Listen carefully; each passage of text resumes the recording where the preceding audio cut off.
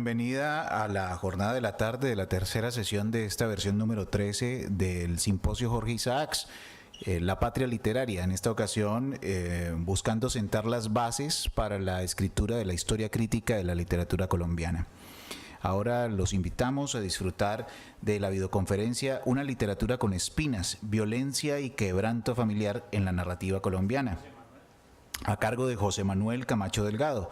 Él es catedrático de literatura hispanoamericana en la Facultad de Filología de la Universidad de Sevilla. Es doctor en Historia de América y en Filología Española por la Facultad de Filología de la Universidad. Ha sido director de la Cátedra Extraordinaria Luis Cernuda entre el 2010 y el 2018. Actualmente coordina el proyecto internacional Rice Trans Arts 2020. Sus investigaciones se centran en la narrativa hispanoamericana contemporánea, la novela de narcotráfico, la novela de la dictadura, de la violencia, del exilio, el pinochetismo, el fujimorismo, la memoria histórica y la representación del mal en la narrativa moderna. Ha sido Premio Extraordinario de Licenciatura en 1993, Premio Extraordinario de Doctorado en 1996 y Accessit del Concurso Internacional Nuestra América en 1996. Esta videoconferencia que tendremos directamente desde España va a contar también con la moderación de César Valencia Solanilla.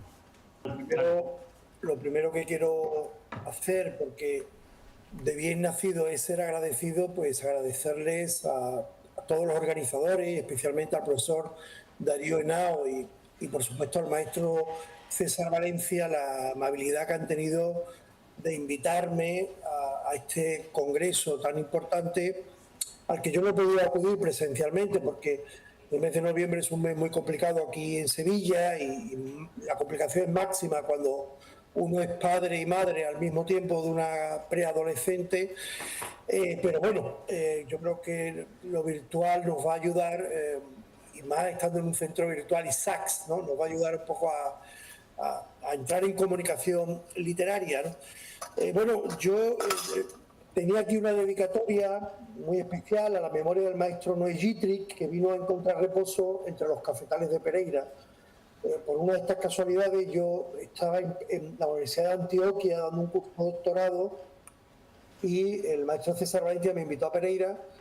a dar una conferencia, a estar con el maestro Gittrich, y yo llegué el mismo día que él, pero no alcancé a verlo porque estaba muy cansado, estaba en el hotel, ¿no? Se había retirado al hotel y estuve con su compinche, con su amigo, con su escudero, Roberto Ferro. Y bueno, que simplemente estaba cansado y de allí no salió, ¿no? Entonces fueron unos días muy amargos, así que se le haga un homenaje de esta dimensión me parece de lo más oportuno, de lo más pertinente, un poco para aliviar estas carreras académicas que están llenas de tachuelas y que están llenas de espinas, ¿no? En muchas ocasiones. Así que va por el maestro Noyitri y también de una manera muy especial para los profesores y maestros Darío Henao y César Valencia. Bien, voy a leer directamente de la pantalla. He reducido el texto todo lo que he podido para que sea unos 50 minutos, pero si en algún momento me excedo, pues por favor, me lo hacen saber, me tiran un zapato y con eso yo me doy por enterado. Bien, abriendo el libro de familia. La narrativa colombiana desde el siglo XIX es esencialmente familiar. Quiere ello decir que el escritor tiene un interés especial en recrear el núcleo familiar con sus tensiones y conflictos, con sus necesidades y virtudes, desgajando de este mundo originario las vicisitudes de algunos de sus miembros, quienes viven situaciones especiales que tienen un gran potencial literario, lo que permite abarcar todos los metagéneros narrativos, desde la novela romántica a la novela de la mina, La Marquesa de Yolombó, por ejemplo, de Carrasquilla, o desde la novela de la violencia, El día señalado, de Manuel Mejía Vallejo, a la narrativa del narcotráfico, Con sangre ajena, de Arturo Alape, pasando por la novela del banano, Zigzag en las bananeras, de Efraín Tobar, la literatura terrígena y cauchera, Toar, narraciones de cauchería, de César Uribe Piedrahíta, la narrativa de la marimba, La mala hierba, de Juan Gosaín, o la literatura urbana de los años 70, como ocurre con Los parientes de Esther, título emblemático del escritor Luis Fayad. Tras el éxito apabullante de Cien años de soledad, lectores y críticos del planeta literario fijaron su atención en la idea de familia literaria, como si la saga de los Buendía hubiera permitido legitimar la importancia de la genealogía en la literatura colombiana y por extensión en la latinoamericana, como antes había triunfado esta idea en la literatura europea con sus principales referentes, Galdós, Pardo Bazán, Balzac, Tolstoy, Manzoni, Italo Svevo, Dostoyevsky o el propio Marcel Proust. Al cotejar los diferentes títulos de la literatura mundial, es evidente que el tema de la familia no es un asunto más, sino toda una estructura subyacente que se hace visible en las grandes obras de la tradición occidental y que tiene en el arranque de Ana Karenina un valioso paradigma para recalcar la importancia del tema. Recuerden ese comienzo que dice: todas las familias felices se asemejan, cada familia infeliz es infeliz a su modo. Para el caso colombiano, las familias, ya estén unidas o desestructuradas, pertenezcan a la aristocracia social y económica o estén marcadas por la penuria más absoluta, lo cierto es que la literatura refleja en cada ciclo narrativo, en cada metagénero, en cada momento de convulsión histórica, cómo las estructuras familiares abarcan lo más sustancial de la literatura colombiana. Baste cotejar el drama enorme que vive el viejo coronel con su esposa tras la muerte de su único hijo, Agustín, asesinado en La Gallera por repartir propaganda clandestina. En El coronel no tiene quien le escriba. O las pulsiones claramente parecidas que se recrean en una novela de aliento faulkneriano como es La Casa Grande de Cepeda Zamudio, o las tensiones veterotestamentarias y fratricidas que subyacen en la tragedia de Caín, el drama rural de Eduardo Caballero Calderón, referentes clásicos a los que podríamos añadir un número considerable de grandes novelas de Manuel Mejía Vallejo, Chango el Gran Puta de Manuel Zapata Olivella o la saga familiar en perfecta sincronización histórica de Héctor Rojas Erazo, con títulos tan emblemáticos como Respirando el verano, En noviembre llega el arzobispo o Celia se pudre. De hecho, la narconarrativa ha encontrado un filón considerable en la visibilización de las familias, tanto en la configuración de los cárteles de la droga como en el menudeo del negocio, la venta al por menor, las relaciones de algunas jóvenes con los capos del narco o las hostilidades derivadas de las venganzas y ajustes de cuentas cuando algún miembro del clan ha sido dañado o perjudicado, como vemos en muchas de las novelas que han tenido su momento de esplendor editorial en las últimas décadas, como Leopardo al Sol, de Laura Restrepo, Rosario Tijera, de Jorge Franco, Sin tetas no hay paraíso, de Gustavo Bolívar, Cartas cruzadas, de Darío Jaramillo Agudelo, Hijos de la nieve, de José Libardo Porras, o El testamento de un hombre de negocios, de Luis Fayad. Los ejemplos en este sentido serían interminables, en parte por la propia realidad colombiana, en parte porque todo lo relacionado con la cultura del narco se convirtió en un fenómeno de masa, con sus ventas millonarias y su merchandising de las figuras y lugares claves, como si se tratara del reverso de las peregrinaciones medievales a los lugares santos. Las tres obras que se analizan a continuación: Morir con papá, de Óscar Collazos, Cómo maté a mi padre, de Sara Jaramillo Klinker, y Del otro lado del jardín, de Carlos Framp, constituyen una muestra sugerente de la complejidad formal y temática con que la literatura colombiana afronta el tema del quebranto familiar, sobre todo cuando las familias están atravesadas por el dolor, la angustia y la necesidad del duelo. Representan además diferentes opciones en cuanto a su morfología narrativa, que iría de la ficción de Óscar Collazos a la autoficción de Sara Jaramillo, para concluir con una obra de no ficción como es la de Carlos Framp. En los dos últimos casos, la participación y el apoyo del escritor Héctor Abad Faciolince ha sido determinante en su publicación y difusión, quizás como una forma de drenar parte del dolor que se acumula en el olvido que seremos. Punto número 2. Morir con papá, de Óscar Collazos, un Bildungsroman sobre la sicaresca y el narcotráfico. Dentro de los posibles registros de la narcoliteratura, con novelas emblemáticas como las citadas anteriormente, tenía lugar en 1997 un nuevo acontecimiento literario con la publicación de la novela Morir con papá, del escritor chocoano Óscar Collazos. Frente a otras ficciones donde las familias de los sicarios están completamente rotas e incluso se llega a desconocer el paradero del padre o siquiera su identidad, En esta ficción, Collazos plantea una suerte de Bildungsroman, novela de aprendizaje, ¿verdad?, en el que un padre enseña el oficio de la sicaresca a su hijo con el objetivo de hacerlo lo más invulnerable posible a la violencia contextual, posibilitando así el mayor rendimiento económico de la profesión. La oportunidad viene servida cuando le encargan la ejecución de un atentado de alto voltaje social por tratarse de una personalidad importante, un alto magistrado en la sociedad colombiana.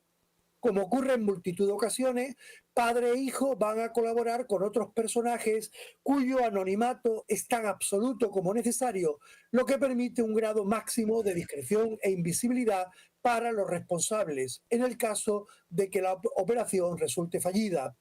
Para ello cuentan con la complicidad de un compinche infiltrado en la escolta del magistrado, quien debe ser herido, aunque no de gravedad, para mantener la impostura de la actuación. Collazo recrea parte de la vida cotidiana de estos personajes, lo que permite contraponer la diferente idiosincrasia entre las dos generaciones. Frente a la discreción, recato y austeridad del padre, el hijo, llamado Jairo, no tiene empacho en manejar grandes cantidades de dinero, pasearse en una motocicleta de gran cilindrada que ha registrado con su nombre, lo que va a ser decisivo en el desenlace de la historia, y tiene como afición seducir a todas esas muchachitas que están fascinadas con el mundo y las riquezas del narco, en un antecedente de lo que será la novela más exitosa de Gustavo Bolívar, Sin tetas no hay paraíso. De hecho, el padre es totalmente contrario a esta ostentación con el dinero y el poderío que le da su condición de sicario en un mundo lleno de trampas en donde todo puede volverse en contra. En cierto sentido, la novela plantea la transición de los narcos más ostentosos en la época de Pablo Escobar a otros más discretos de la segunda generación que prefieren cierto grado de invisibilidad en el entramado social. Toda prevención es poca en este mundo de violencia extrema, en donde cualquier mirada cazada al vuelo puede ser sospechosa, cualquiera puede ser un sicario, un compinche, un infiltrado, un confidente o un chivato. En la particular morfología de la historia, articulada, como he dicho, como una novela de aprendizaje, padre e hijo mantienen una relación muy particular, ajena, en cierto sentido, a los parámetros habituales de este género dominado por la violencia extrema. De hecho, el hijo no solo quiere al padre, sino que lo admira profundamente y lo considera un modelo a seguir, a pesar de que fue abandonado cuando apenas tenía 5 años, en parte por su carácter solitario y huraño, lo que no ha impedido que la esposa abandonada lo considere un buen hombre en todas sus rarezas y manías. El nuevo encargo que recibe para eliminar a una importante figura política permite el reencuentro de ambos, facilitando la colaboración y la empatía entre padre e hijo y cierto grado de complicidad mutua. Sorprenden los códigos tradicionales que se manejan en la novela, a pesar del mundo sórdido y descarnado que lo condiciona todo. Así, después de estudiar las fotos de la futura víctima en casa del padre, la acción se traslada a un mesón llamado El Reposo, lo que supone una transición de lo familiar a lo urbano, de la intimidad del hogar paterno a la intemperie del mundo de la violencia. Entre los códigos de honor que mantienen vigente, el hijo le pide permiso al padre para tomarse una cerveza porque ya es mayor de edad, dejando en la mirada perpleja del lector el hecho de que media hora más tarde van a asesinar al magistrado en una suerte evidente de banalización del mal derivado de las prácticas abrasivas del narcotráfico. Jairo, el hijo, posee además una cultura visual, tanto televisiva como cinematográfica, y una arraigada afición desde su infancia a coleccionar fotonovelas de amor.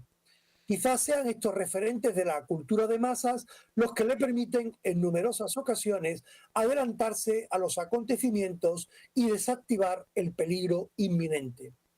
El trabajo de hoy, con el que comienza la novela, es muy delicado por la complejidad del operativo y la relevancia social de la víctima, lo que se traduce en una tensión añadida en diálogos entrecortados, marcados por la crispación, en donde no faltan los recuerdos que se activan permanentemente, como el trabajito realizado la semana anterior en el que tuvieron que rematar a un pobre hombre con varios cargadores ante la sorpresa, el silencio y la quietud de los testigos que obviamente jamás hablarían por miedo a las represalias.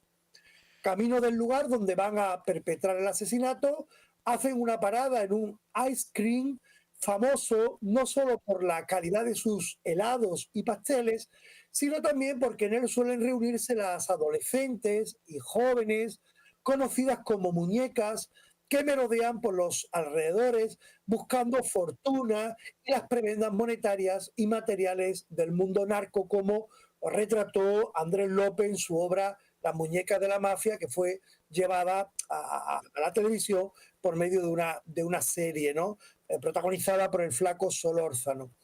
Como un ejemplo más de las tensiones y contradicciones de este universo violento, al padre no le gustan estos ambientes para su hijo, ni que ande con cualquier muchacha que no sea la novia oficial llamada Luz Estela,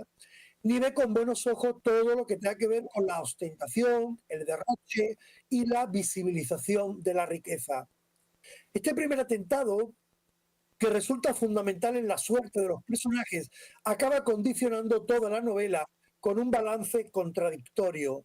Por un lado, han conseguido abatir al magistrado tal y como tenían previsto, pero el padre ha resultado herido de bala y en la huida Jairo ha dejado atrás la motocicleta, cuyos papeles llevan indefectiblemente hasta su responsabilidad y su más que previsible identificación como uno de los ejecutores del atentado. Con la vista puesta en la moto Yamaha volcada en la acera, la huida de la banda se produce en una campera, activándose toda una serie de protocolos de seguridad por parte de las fuerzas del orden que van a acercar progresivamente a ambos personajes. En estos momentos en los que teme por su vida, la cercanía y el cariño del sicario parece multiplicarse por momentos. Tampoco la madre parece tenerle rencor al padre, a pesar de su abandono, cuando Jairo era apenas un niño. En cierto sentido, lo justifica con el argumento de que es una persona rara, muy peculiar con sus cosas, de trato huraño al que, no obstante, es fácil tenerle aprecio. Comienza entonces un peregrinaje, estando herido, ¿no? Un peregrinaje por diferentes casas en las afueras de la ciudad, en lugares discretos y apartados, donde van a llevar al padre herido y van a aislar progresivamente al hijo, que poco a poco está siendo señalado en los medios de comunicación como causante del magnicidio. A partir de este momento, todo resulta misterioso y está marcado por el anonimato. La furgoneta, los compañeros de viaje, la ruta que realiza, la casa que los acoge, los cómplices que intervienen o la mujer que los recibe, cuya preocupación es que no manchen de sangre el tapizado nuevo de la casa. El padre tiene dos impactos de bala, uno en la barriga y otro en la ingle, y aunque todavía consciente, está muy grave, con importantes pérdidas de sangre que no auguran nada bueno para el personaje. En realidad, todo está perfectamente coordinado y engrasado, como las piezas de un engranaje ejecutado a la perfección, que solo contempla fracasos parciales gracias al anonimato en el que se mueven todos los personajes que intervienen en cada fase del operativo. Frente a las riquezas hiperbólicas que se mueven en el mundo narco, Óscar Collazos ha optado por crear a un padre austero, que en cierto sentido parece vivir en la indigencia, siempre con ropa vieja y maltrecha, la boca despoblada de dientes, a pesar de los ofrecimientos del hijo, cuya vida transcurre con la máxima discreción, sin mujer conocida desde el abandono familiar, si acaso las entradas y salidas de los prostíbulos de la zona y su pasión por el tango, que es comparable a la pasión del hijo por las películas. En ese mundo nada es lo que parece, nadie se conoce, nadie se vuelve a ver y la casa en donde atienden al padre es solo un lugar estratégico, una suerte de no lugar, como lo llamaría el sociólogo francés Marc Augé, un no lugar del narcotráfico, como aparecerán otros a lo largo de la novela, un topos impersonal en donde evitar las confidencias, las complicidades y cualquier asomo de relaciones personales que dificulten el trabajo. Esa mujer anónima y necesaria para la logística del negocio le recuerda a su propia madre y al igual que todas ellas, que todas las madres, ha vivido la desgracia en sus propias carnes tras ver cómo le mataban a dos de sus hijos. Dice, mueren jóvenes como si vivieran para la muerte, en una secuencia que recuerda los testimonios recogidos por Alonso Salazar en No nacimos pa' semilla, y además traeríamos a la memoria los trabajos de Pablo Montoya precisamente sobre la figura de la madre en este tipo de literatura. Tras una eficaz intervención de un médico cómplice, el padre consigue salvar momentáneamente la vida. Comienza entonces un peregrinaje nocturno por lugares irreconocibles que parecen dibujar una cartografía del mal, múltiples franquicias de la perversión, donde se preparan los asesinatos, las torturas, las desapariciones. El hijo viaja junto al padre, sosteniendo el inconsciente todavía entre sus brazos, con los ojos tapados como una oscuridad que se amplía en la nocturnidad de las carreteras, en medio de conversaciones duras y ásperas, mientras suena en la radio las canciones emocionantes de Carlos Gardel. Los viajeros de esa furgoneta de la infamia presumen de los muñecos que han eliminado, cosificando y ridiculizando a las víctimas que pasan a convertirse en meros objetos pasivos e intrascendentes de la violencia. Es en estos diálogos en donde han sido laminados todos los resortes de la dignidad humana.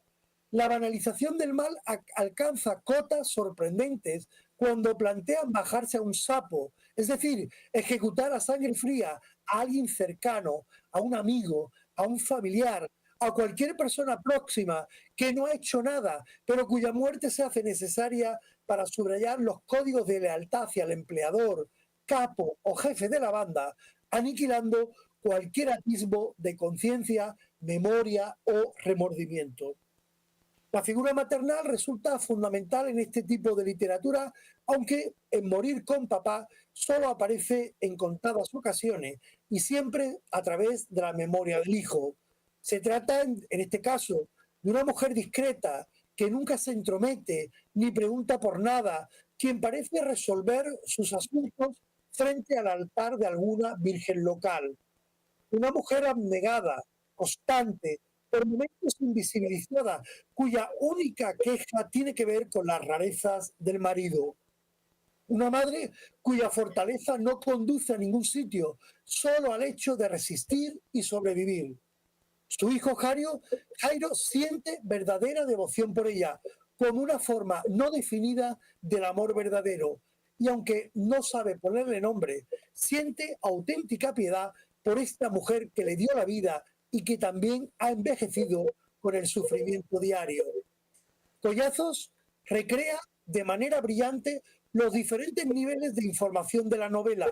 la manera en que un personaje va siendo engullido progresivamente en los círculos concéntricos del poder, como ya hiciera Miguel Ángel Asturias en El Señor Presidente. Hasta esa nueva casa en la que trata de recuperarse, un espacio sórdido y mugriento, llega un nuevo sicario en su inseparable motocicleta, como ya estudiara Mario Vargas Llosa. No quiere verlo para poder ejecutarlo mejor. Luego entra en el cuarto y realiza la operación con la mayor frialdad del mundo, descargándole varios cargadores de su pistola. A pesar de los disparos, el padre sigue vivo, agarrándose con uñas y dientes a las trazas de aliento que le quedan, mientras que el sicario, sin escrúpulos, remata la faena en un ambiente de jolgorio y de entusiasmo, como si la víctima, un hombre indefenso en esta situación, fuera un verdadero trofeo de caza, tal y como le recrimina el anciano que lo ha estado custodiando, que le dice: respeta a los muertos, marica. Yo no lo habría matado, marica, era una buena persona. Y contesta: órdenes son órdenes, hermano. Mientras que el anciano custodio siente el asomo de algo parecido a la repugnancia. Su hijo sueña con él, con un padre rejuvenecido, con dentadura nueva y ropas de estreno. En compensación, con la realidad sórdida que le rodea, que justifica este abandono personal, este estado lamentable de su físico, como la correspondencia lógica con el alma vuelta mierda, como dice el texto. Son dos los sicarios encargados de transportar el cuerpo del padre y arrojarlo a un basurero, mientras hablan de cosas cotidianas, incluso banales, lo que trae hasta la memoria del lector a los personajes de los asesinos de Hemingway o a los soldados de Cepeda Zamudio en La Casa Grande, sin olvidar la imagen espeluznante que Fernando Vallejo recrea en La Virgen de los Sicarios a la entrada de un basurero, que dice: se prohíbe arrojar cadáveres. Todo ello supone una alteración deliberada en los ritos del duelo y una manera cruenta de prolongar el dolor y el trauma familiar, impidiendo su drenaje adecuado por medio de la cancelación definitiva de los protocolos y rituales necesarios para la despedida. Mientras que su padre es arrojado en cualquier muladar, Jairo se siente cada vez más amenazado por parte de quienes deberían estar cuidándolo. Las conversaciones con sus vigilantes se vuelven tensas, con diálogos llenos de expresiones afiladas que solo transmiten intimidación y amenazas por parte de los sicarios custodios, en un descenso abisal en donde parece haber una competencia por quienes son capaces de ejecutar las mayores barbaridades. El testimonio de los sicarios, sus confesiones para ganarse la complicidad de Jairo, son espeluznantes, atravesadas por la descomposición social y política que supone la conexión y la complicidad existente entre los grupos conectados con el narcotráfico, la violencia de los grupos de autodefensa, las colaboraciones de los paramilitares y la impunidad con que se masacra a la población civil en un ejercicio estremecedor, en donde resalta otra vez la banalización del mal por utilizar un concepto de la filosofía, de la filósofa y escritora Hannah Arendt. Después de ejecutar a la víctima, vuelve a tener presente los consejos de su padre, la imagen de modestia de su madre, a través de una gran tensión narrativa que alcanza su máxima expresión cuando ve que el coche que le espera para sacarlo del escenario del crimen, lo que sale es el cañón de un arma con la que va a ser abatido, dando sentido pleno al título de la novela, Morir con papá, como el destino inapelable de esta familia vinculada a la violencia y al narcotráfico.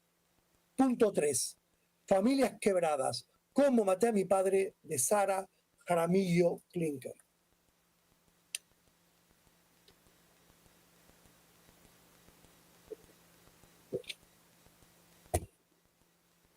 ¿Cuánta ficción puede soportar una obra que recrea el asesinato del padre, la viudez de la madre, el desamparo de los hijos? Se trataría, como la denominaba López Daviada, de literatura sin ficción, aunque utilice los recursos habituales de la novela, en donde el dolor por la pérdida, el duelo y el luto ocupan un lugar central, proyectando el desgarramiento de la narradora hacia el pasado y hacia el presente, en una sórdida horquilla temporal que marca toda una vida, ¿no? Es decir, la primera novela que acabo de analizar, la historia está contada desde el punto de vista de los sicarios, ahora la historia está contada desde una familia, una joven víctima de un asesinato perpetrado por los sicarios, ¿no? La historia tiene su origen en el taller de escritura que organiza el Grupo Prisa y la cadena SER, la cadena radiofónica, en su Escuela de Escritores de Madrid, por lo que se trata de una obra de iniciación completamente desgarradora, con una fuerte pulsión autobiográfica. En cierto sentido, es la necesidad de drenar este dolor inmenso por el asesinato del padre lo que lleva a Sara Jaramillo a convertirse en escritora como una forma de preservar la memoria paterna y tratar de explicar lo que no tiene nombre, como lo llamaría la propia Piedad Bonet. El asesinato del padre está presente en los primeros lances de la obra, por lo que la tensión narrativa apunta desde el principio hacia otras zonas limítrofes del clásico enigma policial. Ocurre además en un momento en el que la familia vive un periodo relativamente feliz, con el nacimiento de los trillizos, lo que trae hasta la memoria del lector a los mellizos de Prohibido salir a la calle, la novela maravillosa de Consuelo Triviño. Coincide con un momento de bonanza económica, con el reconocimiento y social y laboral de su padre, un abogado importante en el bufete en el que trabaja, coincide con las buenas relaciones sociales que mantiene con el entorno, con la complicidad con su esposa, la buena crianza de los hijos. Todo parece precipitarse cuando surgen de la nada, ex nihilo, dos motos habituales en el modus operandi de la sicaresca que se ponen en paralelo al coche familiar cuando éste va camino de una localidad donde se encuentra el Cristo de los Caídos. No ocurre nada, pero en realidad ocurre todo, porque esa presencia amenazante cambiará el rumbo de los acontecimientos. Aquel padre de familia con una vida armoniosa y feliz será a partir de este momento un hombre atemorizado, lleno de inútiles precauciones, con comportamientos extraños, como es la venta de su coche, quizás como una forma ingenua de despistar a sus futuros asesinos. Lo cierto es que en la lectura de Cómo maté a mi padre, Sara Jaramillo deja para el lector múltiples incógnitas y espacios en blanco sobre las razones por las que su padre fue la víctima, el destinatario de aquellos disparos que acabaron con su vida y con el futuro de toda su familia. No llegamos a saber en ningún momento por qué aquel padre carismático, triunfador, estuvo amenazado y terminó siendo ejecutado, con lo que de alguna forma la historia se construye sobre un enigma insoluble que impide a la protagonista drenar todo el dolor que lleva dentro y completar el duelo definitivo tan necesario para pasar página y emprender una nueva vida. Dice uno de los momentos de la novela: mi padre moriría en cuestión de horas, pero yo no lo sabía y él tampoco. Eso solo podía saberlo el sicario, que a esa misma hora, en algún lugar de la ciudad, seguro que estaba rezándole a la Virgen de la Milagrosa para que le diera buena puntería, para que no hubiera niños alrededor, para que esta vez no fuera a matar a la persona equivocada. Todas las peticiones serían concedidas.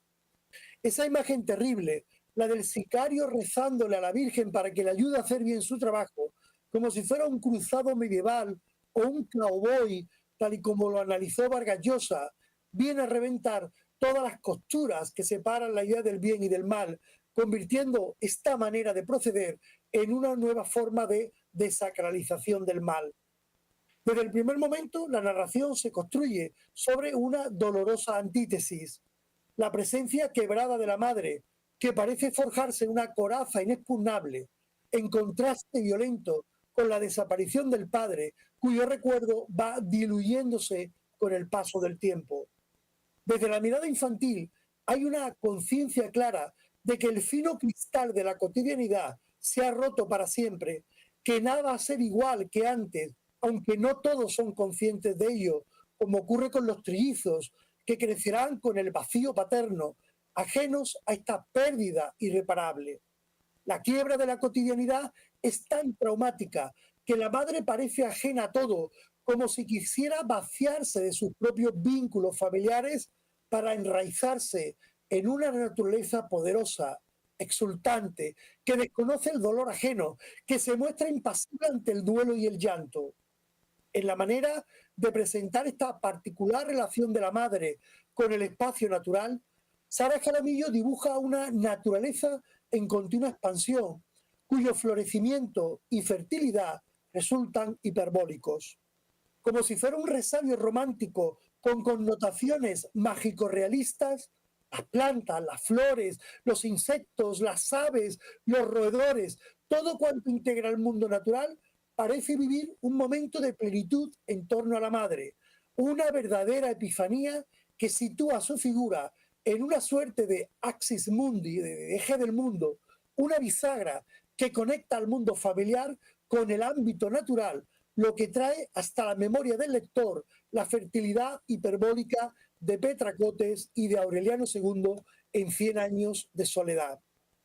La protagonista pasa todo el tiempo que puede trepada a los árboles, especialmente a uno de guayabas que crecía en el patio, que nunca, dice, se cansaba de dar frutos y en sus ramas coincidían con pájaros, ardillas, zarigüeyas, abejas y murciélagos, como una presencia armónica, testigo del nacimiento de nuevas plantas y nuevos árboles, y testigo también de la complicidad de todo tipo de aves y animalitos acostumbrados a la presencia arbórea de la niña en la mejor tradición del varón rampante de Ítalo Calvino.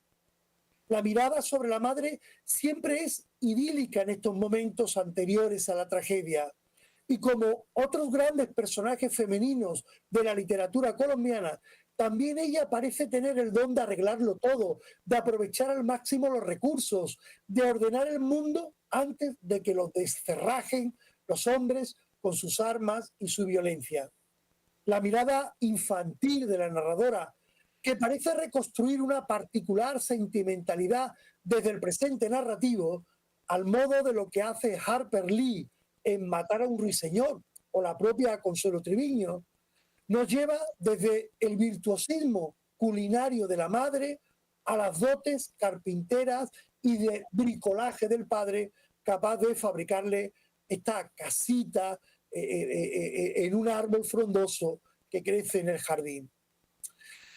Como si fuera un elemento proléctico, la naturaleza, con su inmenso poder, acaba desmantelando este paraíso idílico infantil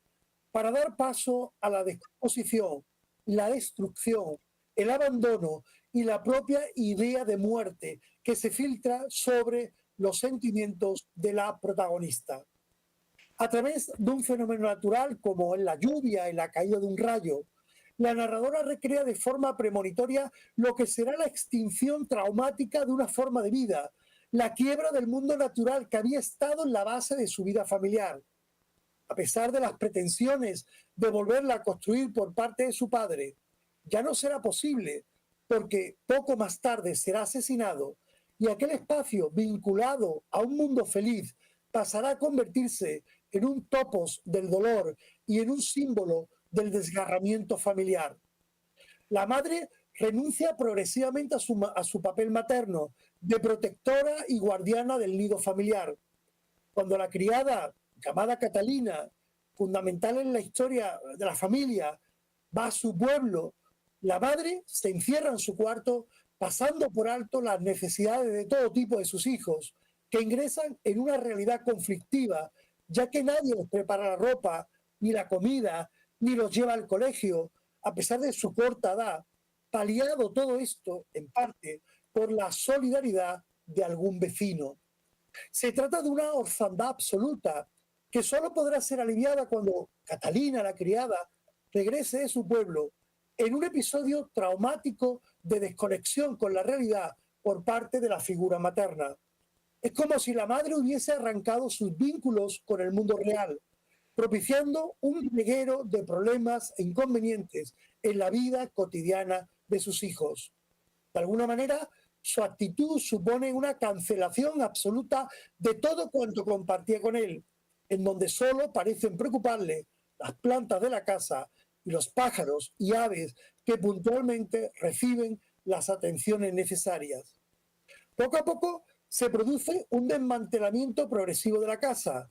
en donde las luces de antaño han dado lugar a la penumbra en la mayoría de los espacios familiares.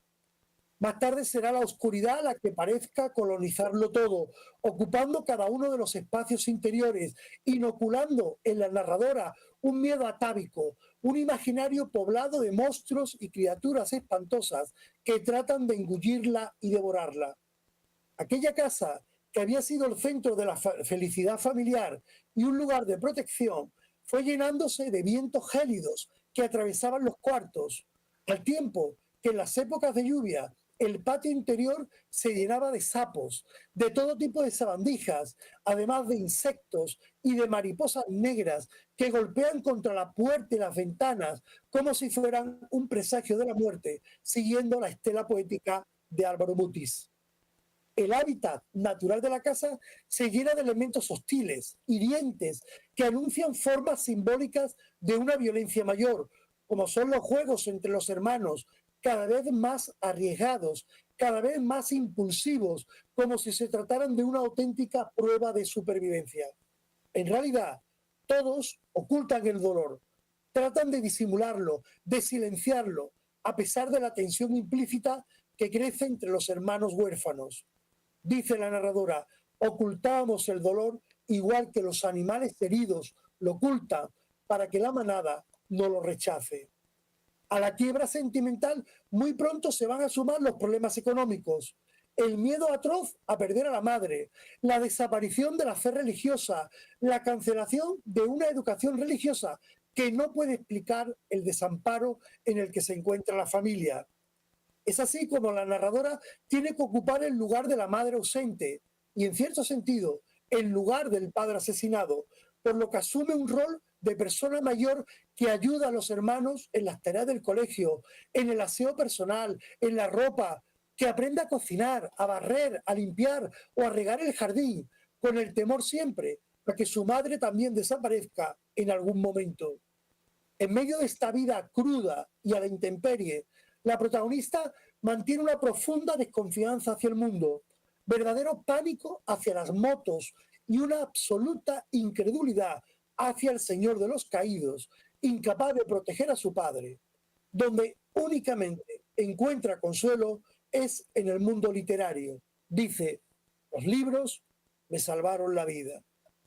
Esta historia trágica, recreada 30 años después, le ha dejado a la escritora un pozo de extrañeza, de incertidumbre por esa figura paterna que se aleja de su conciencia y de su memoria de forma irreversible e imparable, salvada en parte por esta obra atravesada de elementos autoficcionales. Cuando sueña con él, siente que su padre es un extraño y con el paso de los años se ha quedado estancado en el tiempo, una foto fija que le recuerda a la protagonista que solo cumplen años los vivos. Dice, la última vez que soñé con él pasó de largo y yo lo miraba y lo miraba preguntándome por qué se veía más joven que yo. Igual que ocurre en la novela El primer hombre, de Albert Camus, hay un momento en que la hija es mayor que el padre desaparecido, como si las costuras de la lógica del tiempo estuvieran sometidas a una gran tensión. La historia familiar de Sara Jaramillo Klinker depara una nueva sorpresa. Las tensiones fratricidas que mantienen los trillizos, especialmente el más conflictivo, llamado Pablo. Desde muy joven muestra una personalidad complicada, llena de repliegues y zonas turbias, dado al consumo de drogas, a los pequeños surtos dentro de la casa, dado a las peleas, a las broncas con violencia, que lo convierten en una presencia incómoda e inestable en esa familia asediada por los problemas. Una historia marcada por la atracción hacia lo prohibido, hacia el alcohol, las peleas callejeras, los continuos robos para financiar sus múltiples adicciones, especialmente con la marihuana, hasta su muerte trágica.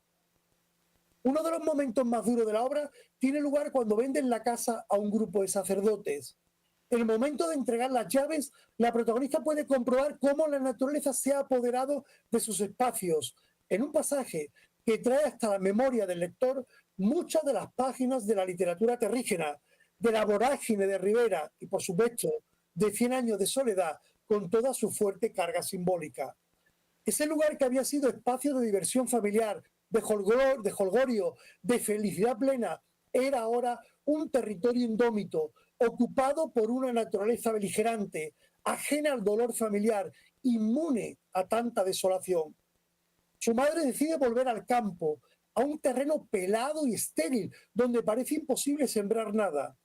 Esa madre cada vez más vinculada a la naturaleza, cuyas manos y dedos asemejan a las raíces exteriores de un árbol, con imágenes de fuerte aliento poético que recuerdan a muchas de las composiciones de la escritora nicaragüense Gioconda Belli,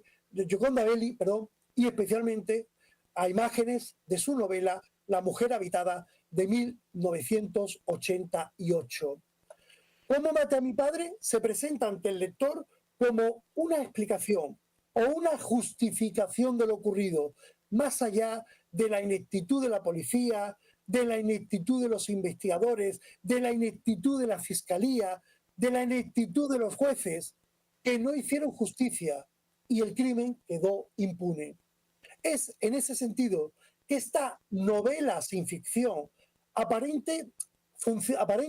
funciona como un bálsamo, como un remedio letrado para cauterizar las heridas que han acompañado a su protagonista desde la niñez, a sabiendas de que el asesinato del padre pudo ser un error más entre las arbitrariedades violentas perpetradas en esa Colombia amarga de finales de siglo. Punto 4, final, es muy breve y con eso concluyo. Del otro lado del jardín, de Carlos Frank, La esperanza en el suicidio. Una de las violencias familiares más complejas y difíciles de asimilar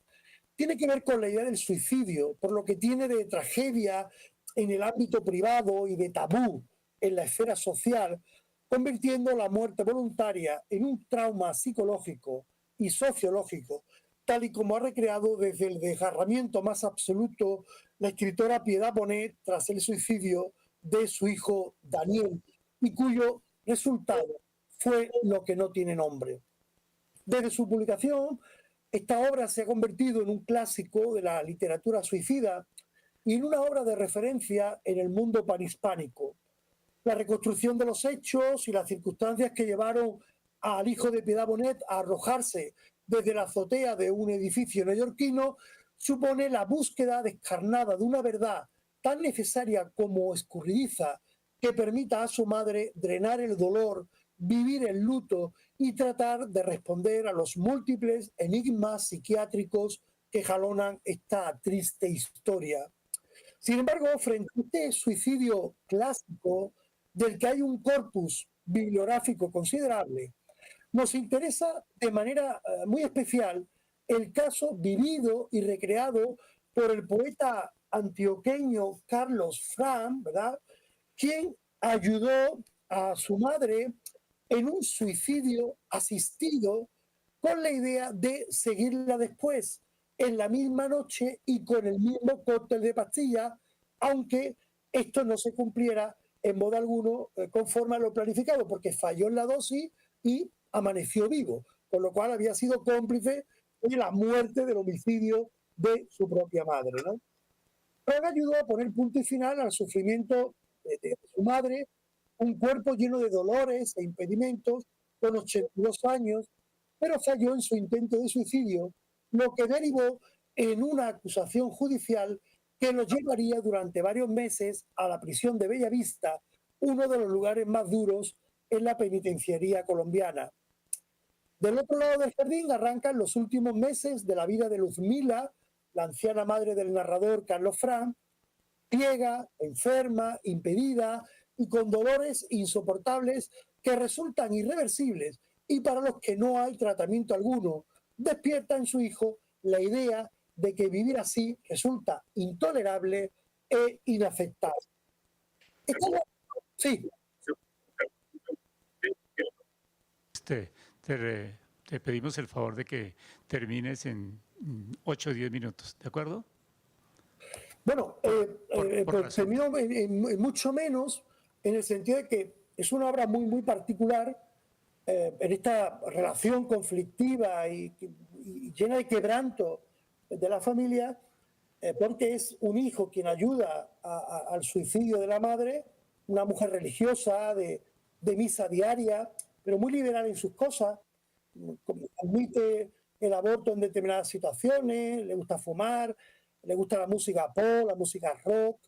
le gusta leer, ¿no? Y en ese contexto, Carlos Fran, la historia real, es una historia autobiográfica, ayuda a la madre a suicidarse, él lo prepara todo para quitarse la vida,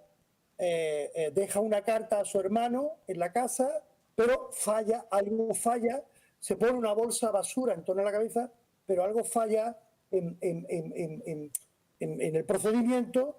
y cuando su hermano por la mañana llega en una visita rutinaria, encuentra a la madre muerta y al hermano todavía vivo, pero cómplice de la muerte de la madre. Actúa de oficio la Fiscalía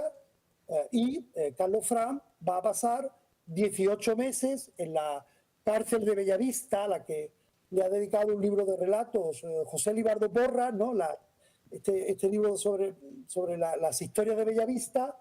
y bueno, tuvo que intervenir de primera mano Héctor Abad Faciolince, quien le buscó un buen abogado.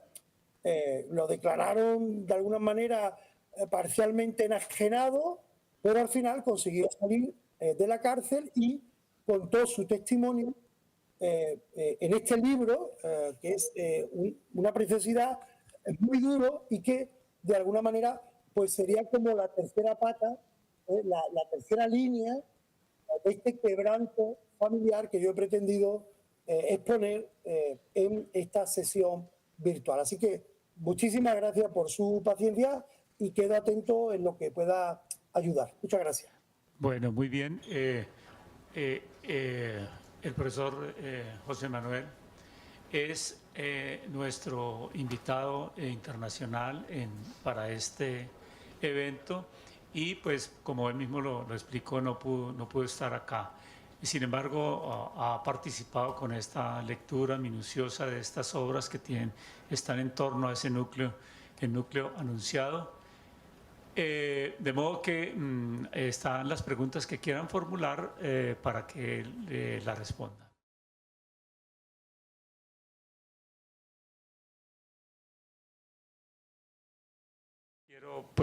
Quiero destacar un poco lo que ha hecho. Él es un especialista en literatura latinoamericana, es profesor catedrático de la Universidad de Sevilla y con él tenemos una relación muy fluida desde hace mucho tiempo. Es nuestro profesor en el doctorado en literatura y de verdad que ha ejercido un magisterio muy importante de difusión de la literatura colombiana en toda España, principalmente pues en su universidad, en la Universidad de Sevilla. Muchas gracias por la conferencia, José Manuel. Esperemos a ver si hay alguien que quiera hacer una... Carmelita, mira. Yo me pregunto si en las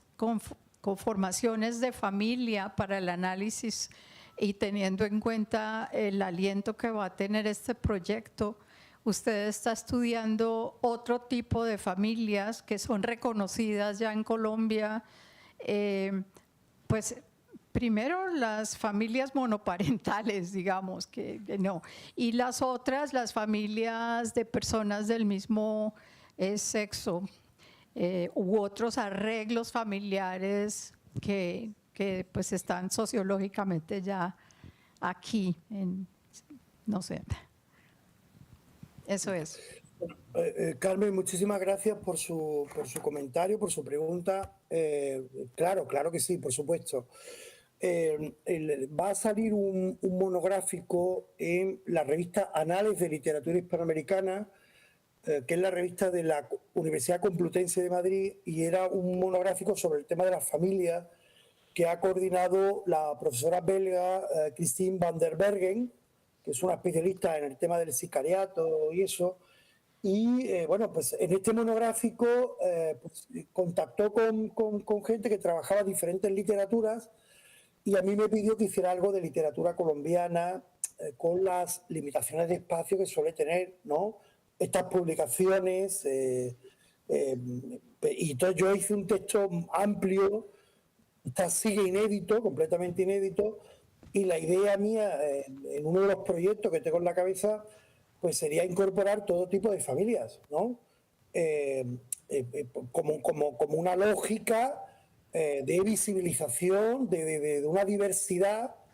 que afortunadamente en el mundo actual cada vez más pues forman parte de la legalidad, que están recogidas en las leyes de protección civil, que hay todo un aparataje jurídico para proteger a parejas de homosexuales o de lesbianas o familias monoparentales, con todas las derivadas, ¿no?, que tienen que ver cuando hay un proceso, por ejemplo, de adopción de hijos, ¿no?, o cuando hay una fecundación in vitro por parte de estas familias, ¿no? Del mismo sexo, todo eso que forma parte de la bendita diversidad, y esperemos que los aires ultramontanos que están azotando las democracias en todas partes, como acabamos de ver en Argentina, pues pensemos que ese vendaval ultrarreaccionario pues no tenga consecuencias en estas leyes y en esta permisividad, en esta tolerancia necesaria para la diversidad, ¿no? Entonces, claro, la idea mía sería incorporar una amplia gama de textos que tuvieran que ver ya no solo con la homosexualidad y el lesbianismo, sino que tuviera que ver con la vida, que tuviera que ver con el viudo, que tuviera que ver con la transexualidad, que tuviera que ver con el transvestismo y con todo eso, por ejemplo, que estaría incorporado en la sigla LGTBI+, ¿no? Todo eso a mí me interesa muchísimo y espero poder realizarlo en algún momento. Bueno, yo quiero hacer una pregunta en función de esas taxonomías de las familias. En medio de las literaturas de la violencia y del crimen aparecen unas formas de familia que son dependiendo de en qué momento los cuentan tanto los medios como las literaturas, ¿no? O sea, esas dos formas son las formas del clan y de los carteles. ¿Cómo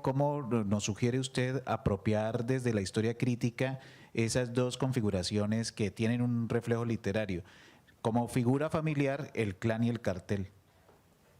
Bueno, el comentario es magnífico y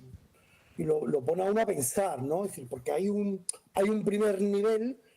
que sería la familia biológica, ¿no? Donde hay un parentesco, donde hay una consanguinidad, y luego el propio cártel, que yo entiendo, por lo que he podido leer, ¿no? Estaría formado como círculos concéntricos, ¿no? En torno a la figura del patrón, ¿no? Del capo.